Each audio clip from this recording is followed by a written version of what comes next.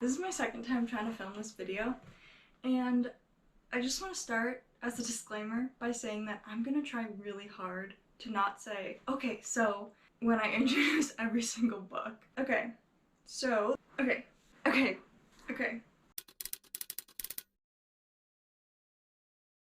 Basically, this is gonna be my February reading wrap-up, and I managed to read 10 books this month, which is pretty good considering school's getting really hard.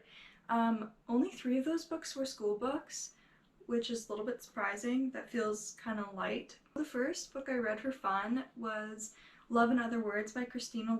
If you haven't read this book, which honestly most people have read this book, but if you haven't, then it's about these 2 childhood friends who stop talking for I think like 10 or 11 years, and you don't know why, and then they're kind of like thrown back into each other's lives, and you kind of just see the progression of them as kids, growing up and growing older and falling in love and then falling out of love, and why they stop talking.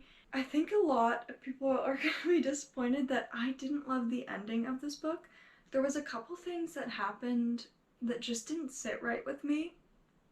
I don't want to spoil anything, but stuff that happens at the wedding, and then after that, like immediately after, like nothing happens where like they apologize. I don't know. It didn't sit right with me. So I started it at like 8 p.m. one night, and then I didn't stop until I finished it at 5 a.m. and then I fell asleep and got up for school.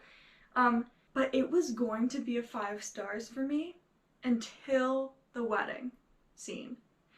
And then it dropped down to 3.5, which was pretty disappointing because that was right at the end, and I was like fully invested, like so in love with these characters, and then it just hit me really hard and I was pretty upset with how it ended. It was still a good book. I still recommend reading it. The next book I read for fun was Finlay, Donovan, Knocks Him Dead, which is the sequel to Finlay, Donovan is Killing It.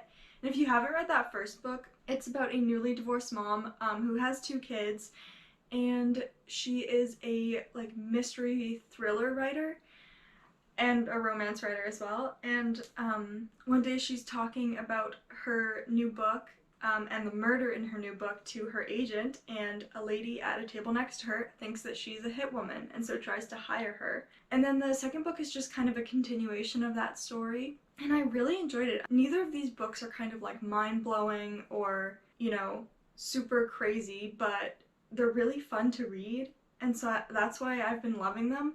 So there is going to be a 3rd book apparently, and I'm really excited for that to come out, but I think I gave Finlay, Donovan, Knocks Him Dead 4 stars. The next book I read for fun was The Whisperman by Alex North. Marissa actually got me to read this. She lent it to me. She really enjoyed it, and so did I. It's such a fun thriller. It's about a murderer from 20 years ago who lures little boys by whispering through their bedroom window and then killing them. So now it's 20 years later with the same detective who was on the case 20 years prior, and someone else is doing a copycat murder and luring boys and killing them. It's a really fun, easy, quick read. That's what I love about thrillers and reading them during school, is that they're not like strenuous in any way. They kind of just, you know, they're easy to fly through, which is really nice. Anyways, I did really enjoy this. I think I gave it a 4 stars. Why do I keep saying a 4 stars? I think I gave it 4 stars. The next book I read for fun this month was The Flatshare by Beth. This book was fun, but it did put me into a little bit of a reading slump, and I think it's because I normally read romances that have a little more spice. That being said, conceptually, I thought it was really cute, and I did really like the characters. I thought they were pretty relatable. The Flatshare is about a young woman who needs really cheap accommodation. She breaks up with her boyfriend and so has to move out of his apartment, and the only thing she can find is a flat share where she will be sleeping in the bed during the night, and then a different person, a guy, will be sleeping in the bed during the day, and so they'll never actually cross over each other because they have completely different work schedules, but they start leaving little notes for each other, and then they kind of get to know each other through the notes, and it's really cute. I think I gave it like a 3 stars. And I know 3 stars can sometimes sound low, but 3 stars means that I still really enjoyed it. It just means that, you know, it wasn't my favorite book. It didn't astonish me. but was still worth reading. Okay, the next book I read for fun was The Lovely War by Julie Berry. Again, Marissa lent me this book. She read it a couple years ago and really liked it, and she knows that I love anything to do with Greek mythology, and so she recommended it to me and she lent it to me.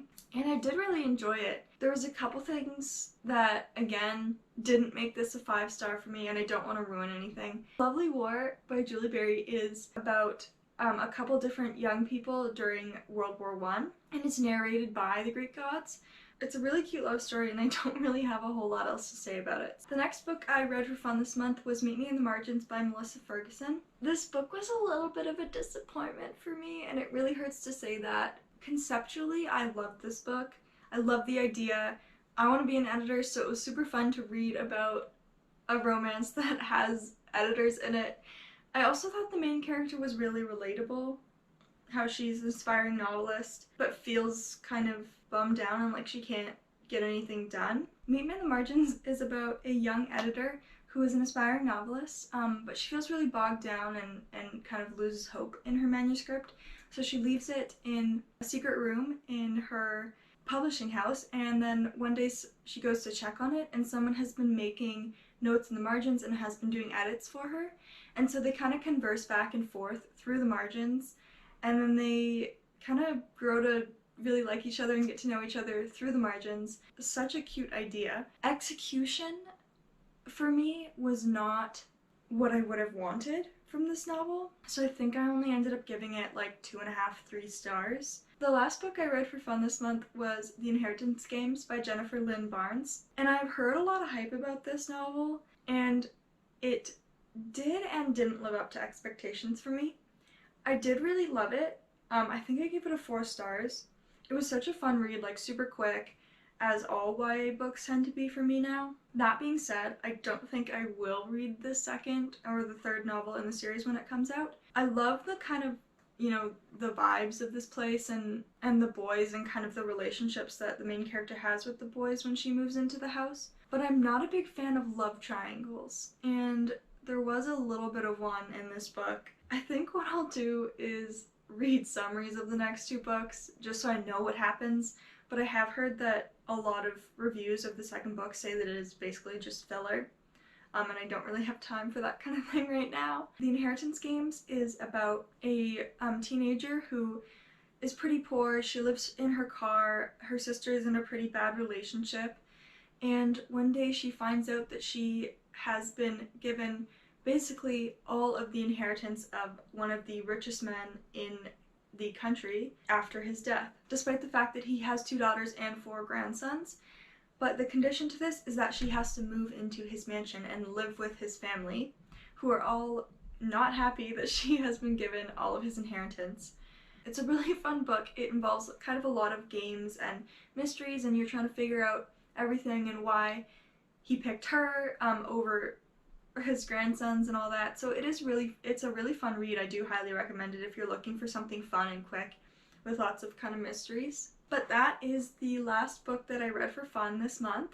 The 3 school books I read, which I do have in person, are Diamond Grill by Fred Waugh, which is just basically a memoir about Fred Waugh's life as a mixed-race person living in Canada in the 1900s. It's really interesting and kind of has a lot of great themes about, you know, what it's like to be a mixed-race person in a country that has a lot of institutionalized racism, but also kind of just racism within society. So if those are themes that interest you, I do really recommend this. If you are interested in Canadian history, then definitely pick this book up. It's quite poetic. I did like that it was done in kind of these short bits.